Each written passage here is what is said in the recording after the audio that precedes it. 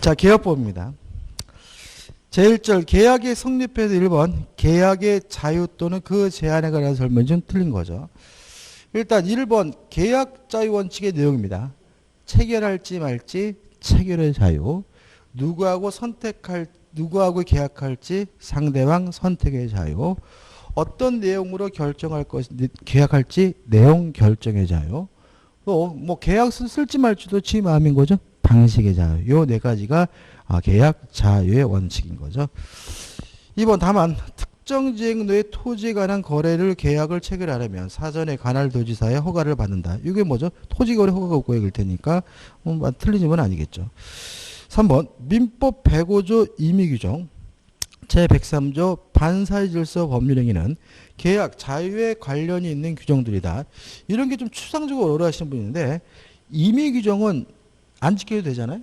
그 말은 뭐냐면 여전히 계약 자유 원칙이 보장이 된다는 얘기죠. 그죠? 근데 아무리 계약을 자유롭게 한다 하더라도 반사회적일 수는 없잖아요. 그럼 103조는 계약 자유 원칙을 제한하는 규정이겠죠. 그죠? 그럼 결국 이거는 계약 자유와 관련되어 있는 규정인 거죠. 4번 법률 관계 명확을 꾀하여 증거를 보존하려 할 때 또는 당사자로 하여금 신중을 꾀하도록 할 경우에도 방식의 자유는 인정된다. X입니다. 말 그대로 그냥 이런 경우에는 방식의 자유가 뭐 할 수 있어요? 제한될 수가 있겠죠. 뭐 꼭 계약서를 써라. 왜 쓰는 거죠? 법률 관계의 명확을 꾀하고 증거를 뭐죠? 보존하려고 할 때는 꼭 뭘 써야 되는 거죠? 계약서를 써야 되는 거니까 그때는 방식의 자유가 뭘 될 수 있어요? 제한될 수가 있는 거고요. 그래서 답은 뭐죠? 4번이 되는 거죠. 5번 약관이 지배하는 거래 영역. 자, 이런 얘기입니다. 제가 세탁기를 살까 말까 고민 중이에요. 세탁기를 살지 말지는 제 마음이니까 체결의 자유가 보장돼 있죠. 사기로 결심했어요. LG 걸 살지 삼성 걸 살지 대우 걸 살지 누구 마음이죠? 제 마음이잖아요. 그러면 상대방 선택도 자유롭게 할 수 있는 거죠. 근데 LG 걸 사겠다고 결정을 하면 그 외에는 비닐봉다리에 있는 약관이라는 것이 저에게 적용되기 때문에 실질적으로 저는 계약의 내용을 결정할 수가 없어요. 다시 말하면 내용 결정의 자유가 제한되는 거죠. 그죠? 5번. 약관에 지배하는 거래 경우에서는 고객은 체결의 자유만 있는 1번. 세탁기를 살지 말지 지 마음이지만 사겠다고 결정이 되면 내용 결정의 자유는 인정되지 않습니다. 왜요? 약관이라는 것이 저에게 뭐가 돼요? 적용이 되니까요. 그죠? 그래서 약관은 내용 결정의 자유를 제한된다는 거 좀 기억해 두셔야 돼요. 답은 4번. 2번입니다. 계약에 관한 다음 설명 중 옳지 않은 것은이죠. 1번인데 위임계약은요. 쉽게 말하면 타인의 사물을 처리해 주기로 하는 계약이잖아요. 가장 쉬운 예가 뭐냐면 이런 거예요. 엄마가 이제 저녁 식사를 준비하는데 두부가 없어요. 그래서 아들아 두부 좀 사와라. 그러면 엄마가 할 사물은 누가요? 아들이 하는 거니 그게 왜 뭐예요? 위임인 거죠. 근데 재밌는 거는 아들내미가 어떤 얘기냐면 위임계약은 비용은 선불입니다. 비용은 두부값은 먼저 줘야 되는 거죠. 두부값 여기 딱이죠. 근데 뭐가 원칙이죠? 무상이 원칙이에요. 그래서 두부를 사왔다 하더라도 아들이 보수를 달라고 할 수는 없는 거예요. 그죠? 근데 만약에 아들이 안 간다고 막 떼굴떼굴 굴러가지고 너 두부 사오면 엄마가 거시엄청 너 줄게 라고 한다면 뭐가 될 수 있는 거죠? 유상이 될 수 있는 거죠. 물론 보수는 후불입니다. 그래서 비용은 선불, 보수는 후불이에요. 그래서 1번 위임계약은 유상으로 할 수 있을 뿐이다. X. 무상이 원칙이지만 유상으로도 할 수 있기 때문에 답은 뭐죠? 1번인 거죠. 2번 현상광고계약은 대표적인 뭐죠? 요물계약이고 3번 소송법상 부제소계약인데 부제소계약이라는 말은 소송을 제기 않기로 하는 계약이에요. 그러니까 예를 들어가지고 뭐 건물에 관한 공사 계약을 하면서 분쟁이 생기더라도 우리 서로 소송하지 맙시다. 이거 우리가 부제소 계약이라고 하고요. 물론 낙성 계약으로 할 수가 있고요. 4번 계속적 계약 관계에서는 사정 변경 원칙이 고려됩니다. 예를 들어 가지고 가장 대표적인 것이 뭐냐면 경제 사정 등의 변동으로 인해서 차임 등이 현실적이지 않아요. 그러면 차임을 뭐죠? 증감 청구할 수 있죠. 사정이 변경이 되면 증액을 청구하거나 감액을 청구할 수 있죠. 그래서 임대차와 같은 계속적 계약 관계는 사정 변경 원칙이 고려되기 때문에 4번은 뭐죠? 맞는 질문이죠. 5번.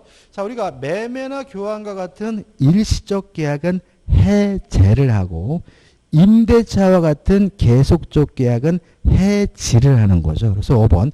계속적 계약 관계에서는 해지권이 있다는 질문도 맞는 질문이고요. 답은 뭐죠? 1번이 되는 거죠. 3번 문제입니다. 계약자의 원칙에 대한 설명 중 가장 타당하지 않은 것. 이건 답만 보면 될 것 같은데 3번이죠. 약관에 의한 계약은 계약의 내용 및 상대방 선택의 자유에 대한 제한이라고 할 수 있다. X예요. 다시 말하면 LG 거를 살지 삼성 거를 살지 결정할 수가 있어요. 상대방 선택은 제한하지 않아요. 뭐만 제한해요? 계약의 내용 결정의 자유만 제한하기 때문에 내용 및 상대방 선택의 자유에 대한 제한이다. X고요. 답은 3번이 됩니다. 넘기셔가지고 4번입니다. 약관에 대해서는요. 시험에 잘 안 나와요. 근데 잘 안 나오는데 안 나온다라고 말할 수가 없어요.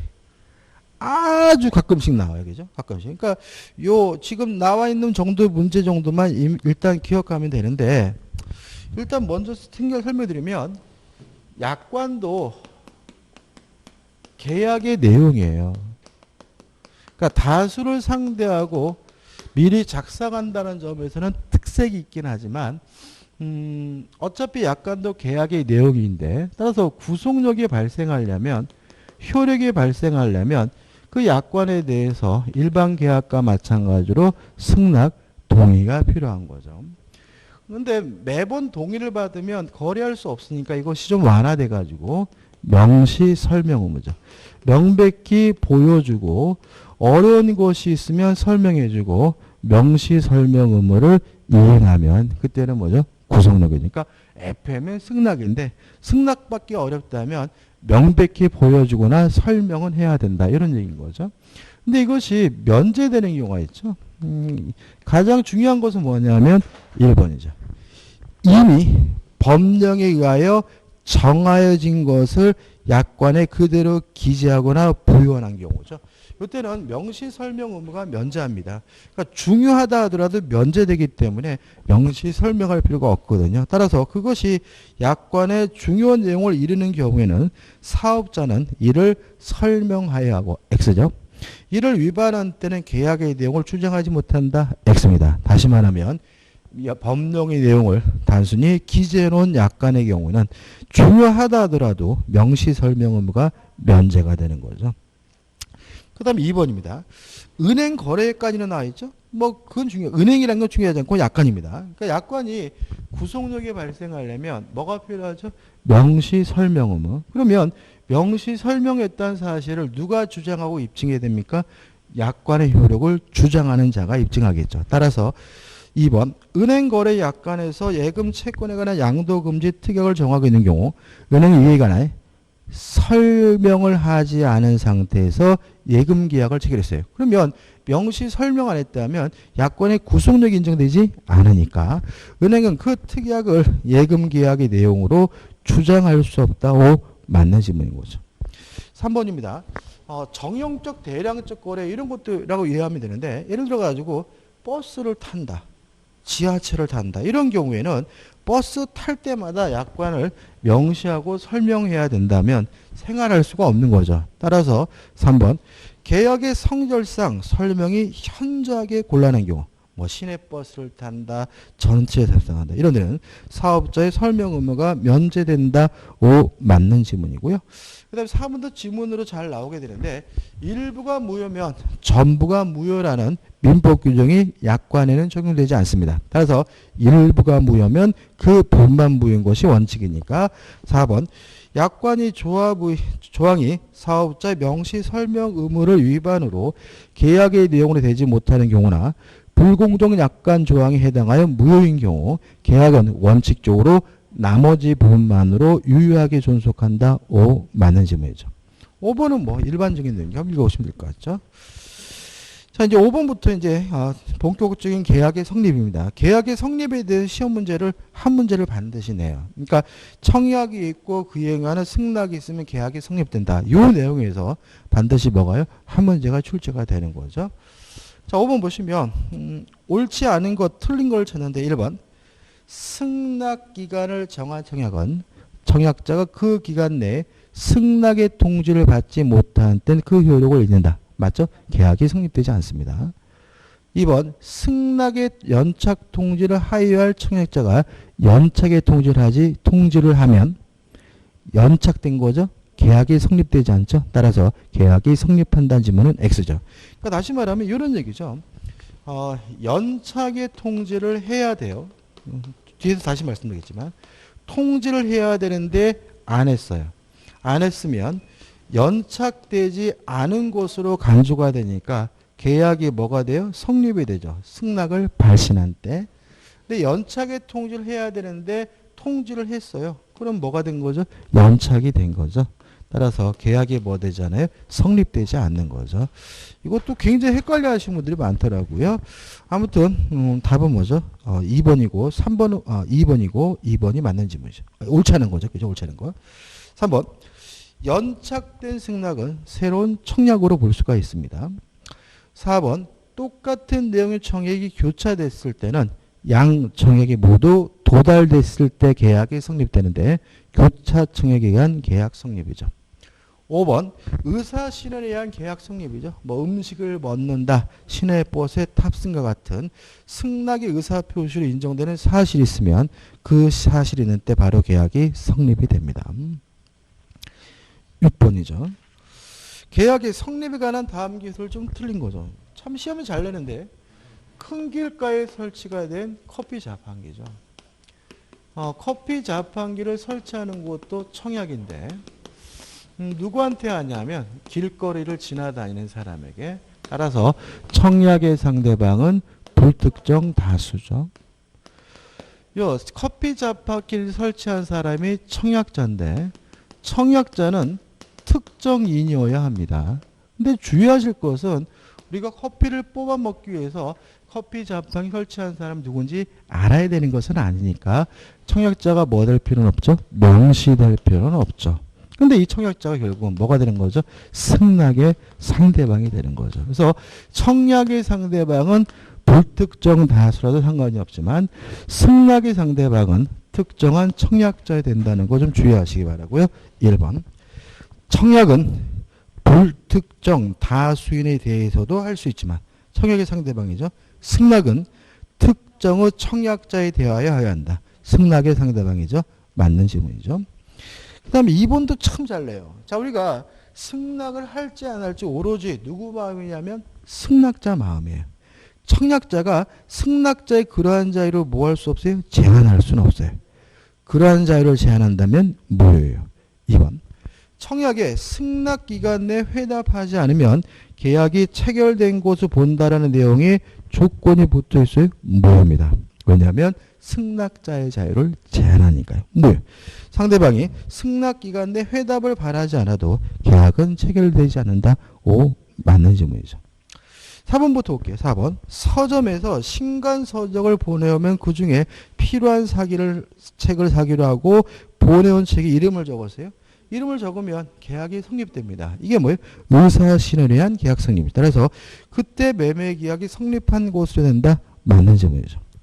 5번 연착된 승낙은 새로운 청약으로 보아 청약자는 이에 대하여 승낙함으로써 계약은 체결할 수 있다. 맞죠? 그럼 이제 5번 가지고 13번을 이해하면 돼요. 자, 보시면 A가 B에게 뭐라 그러냐면 10만 원에 팔겠다라고 청약을 했어요. 그때 B가 8만 원이면 사겠다고 했거든요. 변경을 가한 승낙은 거절과 동시에 새롭게 뭐 한 거죠? 청약을 한 거죠.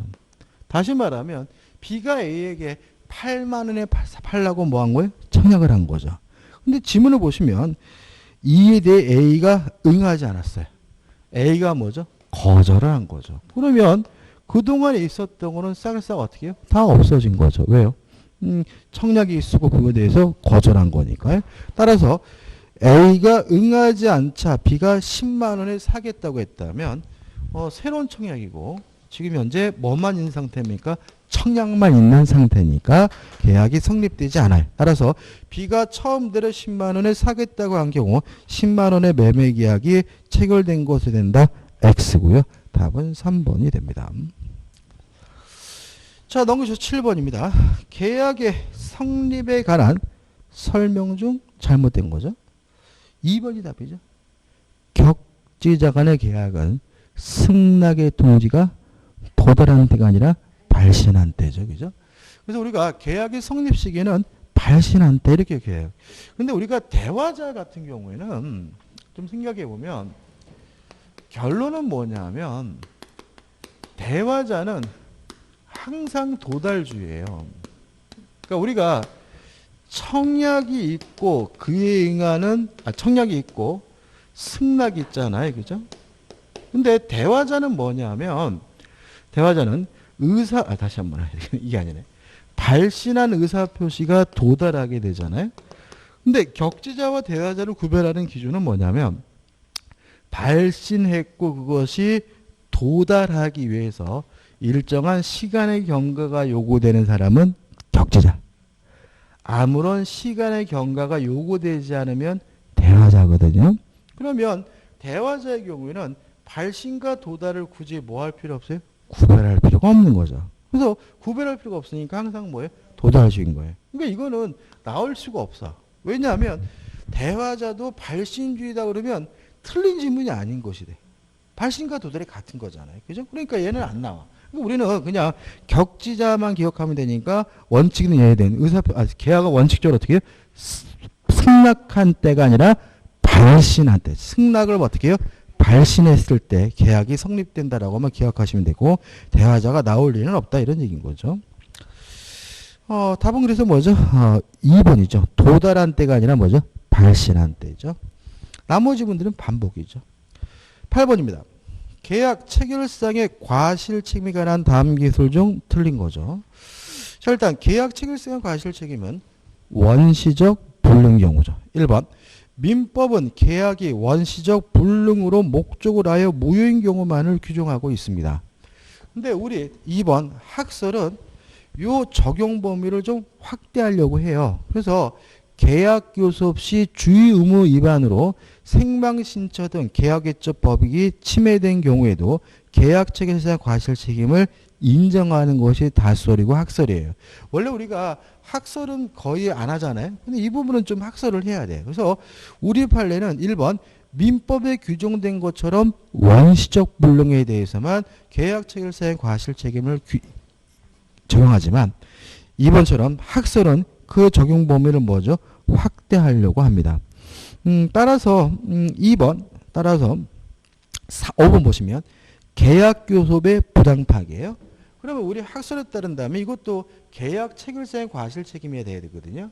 근데 우리 판례는 원시적 불능의 경우에만 계약 체결상의 과실 책임 인정하기 때문에 계약 교섭의 부당 파기는 계약 체결상의 과실 책임이 아니라 불법 행위를 원인으로 손해배상을 청구할 수 있다는 것이 우리 판례 입장이에요.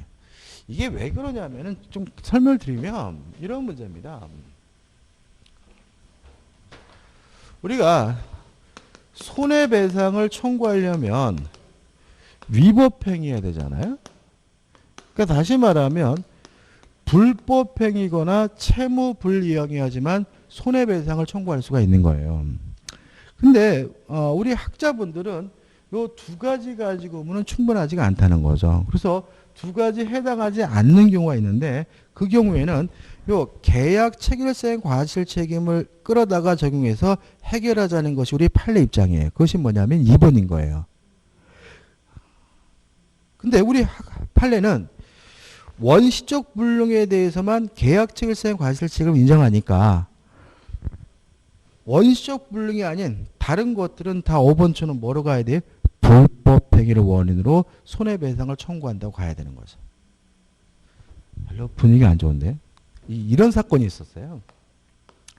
카페트 사건이라는 사건인데 독일에서 카페트 가게에서 카페트를 이렇게 쌓여 있는데 어떤 분이 구경하다가 요 카페트 가게 가게의 카페트가 무너지는 바람에 깔려서 사망을 하셨어요. 그러면 이 카페트 가게 주인이 요 돌아가신 분에게 손해배상을 해줘야 되는데 원인이 명확하지가 않아요. 왜냐하면 우리 학자문에 따른다면 구경하다가 돌아가셨으니까 계약 체결하기 전에 돌아가셨으니까 채무불이행일 수는 없는 거 아니냐. 또 카페트 가게에다 카페트를 쌓아놓지 어디다 쌓아놓느냐. 카페트 가게 카페트를 쌓아놓은 것이 불법일 수는 없다. 따라서 두 가지 어디에도 해당하지 않으니까 이거를 해결할 수가 없다는 거죠. 그래서 계약 체결상의 과실 책임을 끌어다가 적용하다는 거예요. 그래서 2번을 다시 읽으면 다수설은 계약 교섭 없이 주의 의무 위반으로 인한 생명, 신체, 깔려서 돌아가셨죠? 그죠? 등 계약 외적 법익이 침해된 경우에도 계약 체결상의 과실 책임을 인정해야 된다라고 보는 거죠. 우리 학설이. 근데 우리 판례는 안 그렇다는 거죠. 우리 판례는 1번처럼 원시적 불능에 대해서만 계약 체결상의 과실 책임을 인정해야 돼요. 그럼 이거는 뭐냐? 자, 불법행위라는 것이 뭐냐면 고의나 과실로 타인에게 손해를 입힌 거잖아요. 우리 판례에 따른다면 카페트 가게 카페트를 쌓아놓은 것이 불법이 아니라 쌓아놓더라도 무너지지 않도록 잘 쌓아야 되는 것이고 제대로 안 쌓아가지고 이분이 무너지는 바람에 사망했다면 카페트 가게에 뭐가 있는 거죠? 과실이 있다는 거죠. 그러면 과실로 타인에게 손해를 끼쳤으니까 뭐가 되는 거예요? 불법행위라는 거예요. 불법행위로 원인으로 손해배상인 거죠. 그래서 5번도 보시면 계약 교섭의 부당 파기라는 것은 계약 체결 전이에요. 그러니까 계약 체결 전에도 고의나 과실로 타인에게 뭐예요? 손해를 끼쳤다면 불법행위를 원인으로 손해배상 책임을 인정해야 된다는 것이 우리 판례 입장이니까 5번 계약 교섭의 부당 파기의 경우에도 계약 체결상의 과실 책임을 인정하여야 한다는 것이 대법원 판례 태도이다. X다. 우리 학설은 계약 체결상의 과실 책임을 인정하려고 하지만 우리 판례는 불법행위를 원인으로 손해배상을 청구할 수 있다는 것이 우리 판례 입장입니다. 답은 뭐죠? 5번입니다. 넘기셔서 1번이죠. 계약의 유형에 관한 설명을 옳은 것은 이게 28의 문제인데 이런 식의 문제도 참 잘 냅니다. 일단 매매계약은 유상이죠. 대표적인 뭐죠? 낙선계약입니다. 유물계약이 아니죠. 중개계약은 중개사법에 있죠. 민법에는 없죠. 따라서 민법에 없으니까 전형계약이 아니라 비전형계약이죠. 그 다음에 교환은 유상이고요. 계속적 계약이 아니라 일시적 계약이고 증여계약은 무상이니까 편무죠. 유상이 아니죠. 5번 임대차 계약은 유상이고 쌍무니까 답은 뭐죠? 5번이 되네요. 2번 문제입니다. 약관에 관한 내용인데 옳은 것은인데 4번을 보시면 사업자가 고객의 대리인과 계약을 체결해요. 자, 그럼 우리가 의사를 결정하는 것도 의사를 표시하는 것도 법률행위라는 것도 대리인이잖아요. 그러면 그 약관의 내용에 대해서 명시 설명을 누구한테 해줘야 돼요? 대리인에게. 왜요? 법률행위라는 건 대리니까요. 따라서 사업자가 고객의 대리인과 계약을 체결하는 경우 설명 의무의 상대방이 계약제 본인에 국한되는 것이 아니므로 그 대리인에게 약관을 설명하는 것으로 충분하다. 5 맞는 질문이고 답은 뭐죠? 4번이 되는 거죠. 나머지 것들은 좀 반복적입니다. 한번 보시면 될 것 같아요. 그 다음 우측에 3번입니다. 2006년 10월 23일 가버늘에게 X 건물을 1억 원에 팔겠다고 이메일로 청약하면서 10월 27일 18시까지 매수 여부를 알려달라고 했으며 그 메일은 을에게 즉시 도달하였다. 다음 좀 틀린 거죠. 자, 일단 청약의 의사표시가 상대방에게 도달이 됐으니까 뭐 하지 못해요? 처리하지 못합니다. 따라서 2번 갑은 10월 27일 18시까지는 청약을 처리할 수 있다는 질문은 X가 되는 거죠. 3번 연착된 승낙은 뭐가 되죠? 새로운 청약이 되고요. 그 다음에 변경을 가한 승낙은 뭐죠? 새로운 청약이 되기. 이게 뭐죠? 3번이고 4번은 뭐죠? 연착된 승낙은 뭐죠? 새로운 청약이죠. 3번. 을이 9천만 원이면 사겠다고 했어요. 그죠? 그죠? 1억에 팔겠다고 했는데 9천만 원에 사겠다면 변경을 가한 승낙이니까 뭐가 됩니까? 새로운 청약이 되고 그 다음에 4번 10월 27일 20시경의 가백이죠. 18시까지인데 20시니까 연착된 승낙이죠. 연착된 승낙도 뭐가 되죠? 새로운 청약이죠. 5번 의사표시를 발신 후 도달하기 전에 표의자가 사망하거나 제한 능력자가 되더라도 아무런 영향을 미치지 않으니까 5번도 맞는 질문이 되겠죠. 자, 4번입니다. 자, 이런 문제가 나오면 굉장히 싫어하시죠. 왜냐하면 갑을병도 싫은데 날짜도 싫잖아요. 근데 우리가 이 문제는 항상 뭐냐면 계약이 성립되는 시기는 승낙의 발신시죠. 그러니까 다시 말하면 중간에 뭐가 됐든 어떻든 간에 만약에 계약이 성립됐다면 항상 계약이 성립되는 시점은 언제예요? 승낙의 발신시예요. 그러면 요 4번 문제 마지막 보시면 매매 계약이 성립한 때는이잖아요. 그러면 결국은 문제를 읽으면서 승낙의 발신시를 찾으면 되는 거죠. 그래서 보자고요. 갑은 을소의 토지를 사고 싶어 을에게 이러한 내용을 담은 편지를 2019년 4월 5일 발송하면서 4월 20일까지 답장을 요구했다. 4월 7일 편지를 받은 을은 갑이 제시하는 가격에 팔겠다는 편지를 4월 12일에 발송했죠. 그러면 승낙의 통지를 발송한 시점은 4월 12일이니까 계약이 성립된다면 항상 며칠이에요? 4월 12일이니까 답은 뭐죠? 3번인 거죠. 그죠? 근데 계속 뭐야? 그런데 우측의 잘못을 을의 편지는 4월 20일에 도착하였다.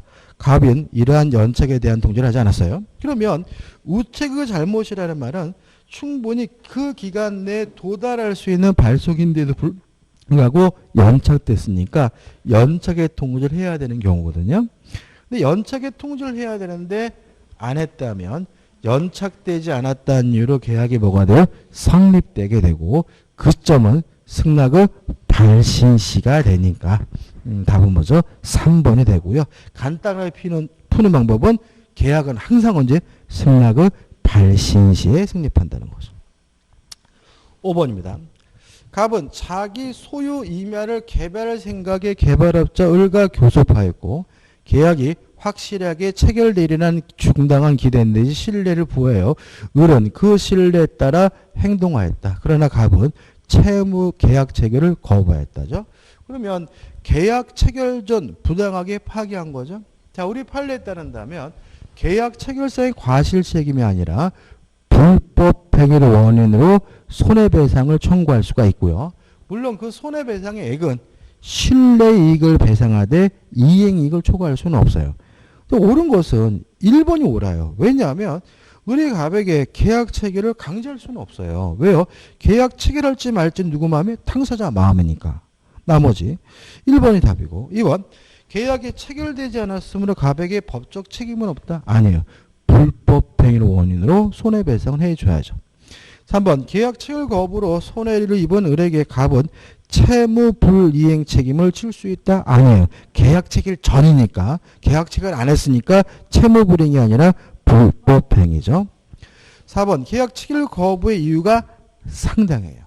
그러니까 우리가 부당하게 파기한 경우잖아요. 그러면 계약 체결 거부 이유가 상당하다는 말은 부당하지 않다는 거죠. 정당하다는 거죠. 그러면 불법 행위가 아니거든요. 따라서 손해배상을 청구할 수가 없기 때문에 4번도 아니고요. 5번 신뢰이익을 배상하되 이행이익보다 클 수는 없어요. 따라서 5번 갑이 손해배상 책임을 지는 경우 계약 체결을 신뢰한 을이 입은 모든 손해가 아니죠. 신뢰이익을 배상하되 이행이익을 초과하지 못합니다. 6번입니다. 틀린 걸 찾는데 3번을 보시면 계약의 본질적인 내용에 대하여 무의식적 불합의가 있어요. 불합의. 계약이 성립되기죠. 계약이 성립되지 않았다면 성립조차 되지 않았다면 뭐 할 수 없어요? 취소할 수 없는 거죠. 따라서 불합의가 있는 경우 계약을 취소할 수 있다. X가 되는 거죠. 이렇게 쉽게 해도 됩니다. 그죠? 7번입니다. 틀린 것을 찾는데 3번 보시면 당사자 간의 동일한 내용의 청약이 상호 교체됐어요. 그러면 양 청약이 모두 도달됐을 때 계약이 성립되니까 양 청약이 상대방에게 발송한 때 계약이 성립한다. X죠. 답은 3번입니다. 나머지 분도 일반적이네요. 넘겨보시면 8번이죠. 민법상 계약 성립에 관한 설명으로 틀린 것은 이것도 답만 보면 돼요. 왜냐하면 5번을 보시면 청약자의 청약에 일정 기간 내에 이의를 제기 않으면 승낙한 것으로 본다. 무효죠. 아무 의미 없는 거죠. 따라서 이의 없이 그 기간이 지나면 당연히 계약은 성립한다는 지문은 X고 답은 뭐죠? 5번이 됩니다. 자, 이제 계약의 효력입니다. 계약의 효력은요. 이제 뭐 하는 거죠? 위험부담, 동시이행 항변권, 제3자를 위한 계약이잖아요. 세 가지라는데 두 문제가 출제가 돼요. 반드시. 그죠? 그러니까 우리가 제3자를 위한 계약은 무조건 내는 것 같아요. 무조건 내고 동시이행 항변권하고 위험부담에서도 둘 중에 하나는 반드시 내요. 아니면 종합 문제를 내거나. 그래서 조금 까다로울 수도 있지만 두 문제 정도 출제된다 생각하시고 반드시 극복을 하셔야 됩니다. 자, 1번입니다. 계약의 효력에 관한 다음 기술 중 맞는 것을 찾네요. 4번을 보시면 계약에 의하여 당사자 일방이 계약 당사가 아닌 제3자에게 채무 이행을 하기로 약정했어요. 이거 우리가 제3자를 위한 계약이고요. 제3자를 위한 계약을 하게 되면 제3자는 낙약자에게 직접 이행을 청구하거나 손해배상을 청구할 수 있잖아요. 따라서 그 제3자가 채무자에게 직접 그 이행을 청구할 수 있다. 이게 뭐죠? 맞는 지문이 되는 거죠. 답은 뭐죠? 4번입니다. 그다음 1번부터 보죠. 자, 항변권이란 건 뭐냐면 상대방의 권리는 인정해요. 인정하면서 그 행사를 막는 것을 우리가 항변권이라고 해요. 예를 들어가지고 자전거에 대해서 매매 계약을 했는데 이 거지 같은 놈이 돈을 안 줘요. 그러면 돈 안 주면 자전거 못 주겠다. 이게 동시항변권이잖아요. 그 말은 뭐냐면 네가 나한테 자전거를 달라고 요구할 수 있는 권리가 있기는 하다. 그렇지만 돈 안 주면 나는 이행할 수가 없다. 다시 말하면 상대방의 권리 자체는 인정하면서 그 권리 행사를 막는 것이 항변권인 거예요. 따라서 1번. 민법이 동시이행 항변권을 인정하는 취지는 쌍무계약의 당사자에게 상대방의 권리의 존재를 부인할 수 있는 권리를 주기 위한 건 아니죠. 권리를 부인하는 것이 아니라 권리 자체는 인정하면서 권리 행사를 막는 것. 이거 우리가 항변권이라고 하는 거죠. 따라서 1번은 뭐죠? X가 되는 거죠. 2번. 이행기가 서로 다른 경우 선이행 의무자는 상대방의 이행기가 도래하기 전까지는 언제나 동시에 항변권을 행사할 수 없다. X예요. 상대방에게 이행이 곤란한 현저한 사유가 있다면 선이행 의무자도 동시에 항변권 행사할 수가 있기 때문에 2번은 뭐죠? X죠. 3번. 위험부담에 관해 우리 민법은 채권자주의를 취하고 있다. X. 원칙이 뭐죠? 채무자주의죠. 5번입니다. 채권 양도, 채무 인소, 상속 등으로 당사자가 변경됐대요. 그러니까 당사자적 주의가 승계된 거죠. 그러니까 이 사람들은 뭐가 아니에요? 제3자가 아닌 거예요. 그러니까 우리가 보통 뭐 제3자가 아니냐 할 때 채권 자체가 양도가 되거나 채무가 인수되거나 상속이 됐다면 이 사람은 당사자적 지위가 승계되는 것이니까 이 사람은 뭐가 아니에요? 제3자가 아닌 거죠. 뭐인 거예요? 당사자인 거예요. 따라서 동시항변권이 인정되지 않는다가 인정이 되는 거죠. 그죠? 답은 4번입니다. 2번입니다. 동시이해항변권에 관한 설명 중 틀린 것은 1번 동시이해항변권이 붙은 채권을 자동채권으로 상기할 수 없다. 맞는 질문이고 이건 외우시는 게 편해요. 외우셔야 되고 답은 2번인데 자, 우리가 동시항변권이라는 건 뭐냐면 네가 안 하면 못하겠다는 거죠. 따라서 이행을 하면 이행 또는 이행을 제공을 하면 동시이행 항변권이 소멸이 돼요. 경계가 이행인가요? 이행인 거죠. 그죠? 경계. 계약의 종류를 바꿔서 하는 이행이죠. 그러니까 이행을 하면 동시이행 항변권이 뭐가 돼요? 소멸되니까.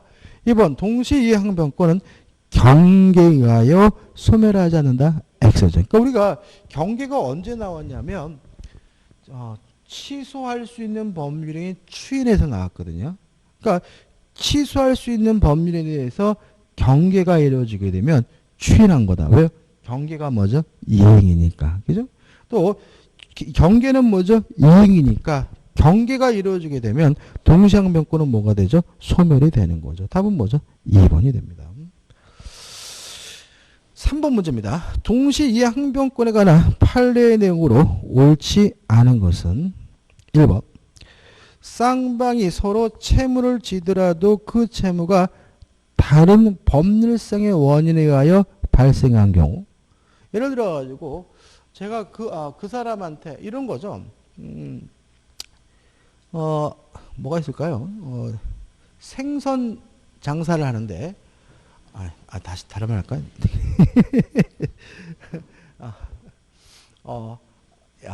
뭐가 있을까? 태권도 도장을 하는데 생선을 구매하면서 아줌마 학원비 주기 전까지 생선값 못 줘요라고 할 수는 없는 거다. 다시 말하면 발생 원인이 뭐죠? 다르다면 쌍방 모두에게 채권이 있더라도 뭐가 인정될 수는 없죠? 동시항변권이 있을 수는 없는 거죠. 그래서 1번은 뭐죠? 맞는 지문인 거죠. 그 다음에 2번입니다. 요 선이행 의무하면 뭐가 떠오르죠? 중도금이 떠오르죠. 그죠? 그러니까 우리가 부동산에 대해서 매매 계약을 하면 먼저 중도금을 주게 되죠.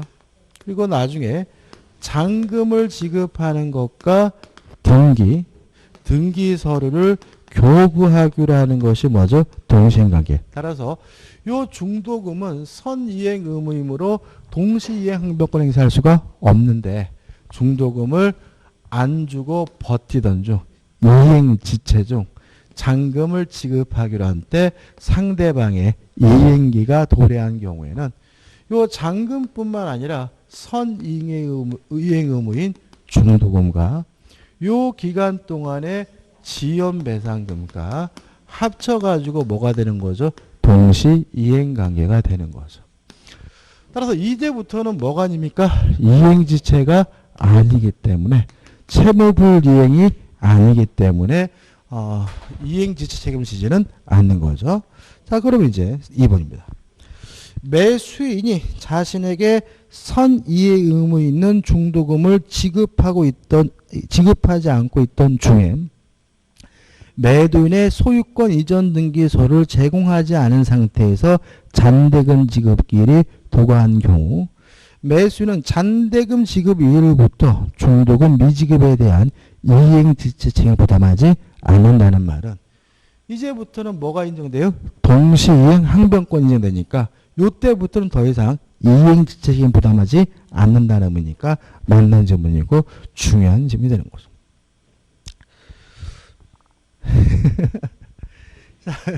왜 어려요? 길어요? 근데 이게 왜 시험에 나오냐면 실제로 이런 일이 벌어지겠죠. 거래하다 보면. 그러니까 중도금도 안 주면서 뭐예요? 잔금까지 안 주는 상태가 벌어지게 되는 거죠. 이 상식적이지 않습니다. 이게 왜 그러냐면 이 매도인 입장에서 환장하는 거죠. 그러면 이제는 얘가 돈을 안 주더라도 더 이상 뭐가 아니에요? 이행지체가 아니니까 요 사람에게 채무불이행 책임을 묻기 위해서는 등기서류를 줘야 돼요. 근데 줄 수는 없죠. 돈도 안 주면. 보통 어떻게? 법무사 사무실에다 맡겨놔야 돼요. 이행 또는 이행을 제공을 해서 상대방이 행사하고 있는 동시이행항변권을 소멸시켜야 이행지체를 이유로 계약을 해지하는 것이 가능하고요. 또 이 동시이행항변권을 소멸시키기 위한 이행 또는 이행을 제공은 한 번 한 것만으로 부족하고 계속되어야 한다는 것이 판례 입장이거든요. 3번. 당사자 1박이 이행을 제공하였음에도 상대방이 이를 수령하지 않아 수령지죄에 빠진 경우 그 1방이 자기 채무 이행을 다시 하지 않고서 이행을 청구하면 상대방은 동시 이행 항변권 행사할 수 없다. X. 동시 이행 항변권을 소멸시키기 위한 이행 또는 이행의 제공은 어떻게 됩니까? 계속되어야 합니다. 답은 3번이 되는 거죠. 그 다음에 4번 해제가 되게 되면 뭐죠? 동신관계. 원상회복해야 되는 관계는 동신관계입니다. 4번 무효 또는 취소가 돼서 원상회복해야 되는 것도 뭐죠? 동신관계. 그래서 보시면 될 것 같고 그 다음에 우측에 4번입니다. 이 4번 보시면 4번 읽어볼까요?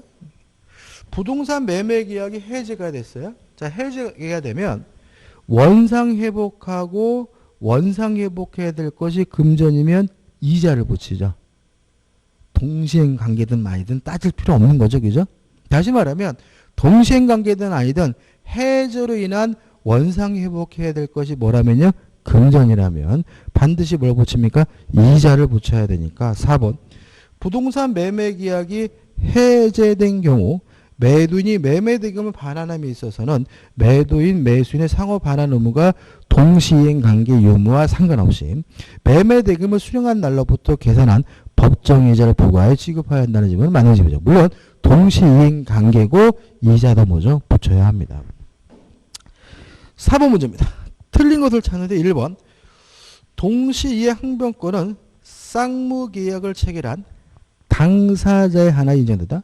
체결한 당사자뿐만 아니라 해설에 나와 있지만 채권이 양도가 되거나 채무가 인수가 되거나 당사자 지위가 승계된 경우 승계인에게도 인정이 되기 때문에 답은 뭐죠? 1번이 되는 거죠. 5번 문제입니다. 옳지 않는 것을 찾는데 1번 자 우리가 상당한 담보를 제공하고 소멸을 청구할 수 있는 것은 유치권만 그렇죠. 동시항변권은 그런 게 없어요. 따라서 1번 보시면 동시이행항변권은 유치권과 달리 상당한 담보를 제공으로 소멸시킬 수 있다는 지문은 X죠. 오히려 상당한 담보를 제공하고 소멸을 시킬 수 있는 것은 뭐가 그랬죠? 유치권이 그런 거죠. 나머지 한번 보시면 될 것 같고요. 넘겨보시면 6번입니다. 자, 틀린 것을 찾는데 1번이죠. 만약에 동시이행항변권이 재판에서 문제가 되면 뭐가 필요하죠? 주장이 필요합니다. 만약에 주장하지 않는다면 동시이행항변권 고려하지 않기 때문에 1번이 뭐죠? X가 되고요. 7번 문제입니다. 유치권과 동시이행항변권에 관한 설명으로 옳은 것을 찾는데 기억, 유치권과 동시이행항변권은 점유를 성립 요건한다? X죠. 점유해야 인정되는 것은 뭐죠? 유치권만 그렇죠. 기억은 안 해. 1번 유치권은 목적물에 관한 생긴 채권의 담보를 목적으로 한다. 맞네요. 디귿번 유치권과 동시항변권 서로 병존할 수 있다. 예, 맞아요. 가장 대표적인 이런 겁니다.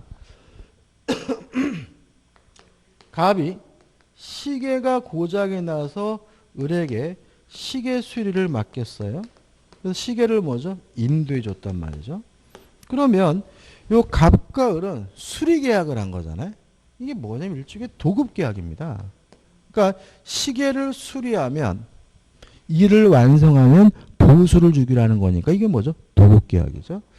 그래서 요 수리공이 요 갑에게 수리비 채권이 예를 들어서 5만 원이 발생했어요. 그러면 요 수리비 채권 5만 원은 도급 계약이라는 쌍무 계약으로부터 발생한 채권이니까 그런 갑에게 뭘 행사할 수 있습니까? 동시이행 항변권 행사할 수가 있는 거죠. 그죠? 근데 이 수리비는 목적물에 관하여 생긴 채권이니까 수리비는 또 무엇도 성립합니까? 유치권도 성립하는 거죠. 그러면 실제로 을은 이 시기에 대해서 동시이행 항변권도 주장할 수도 있고 유치권도 주장할 수 있고 두 가지가 뭐하게 돼요? 병존하게 되는 거죠. 그래서 병존하는 것이 오히려 더 일반적일 수가 있는 거죠. 1번 유치권은 독립한 물권인 반면 동시항변권은 이행거절 권능에 해당한다. 맞는 질문입니다. 그래서 우리가 동시항변권이라는 것은 쌍무계약의 내용이 되는 거죠. 좀 쉬었다가 8번 위험부담에 관한 문제들을 보도록 하죠.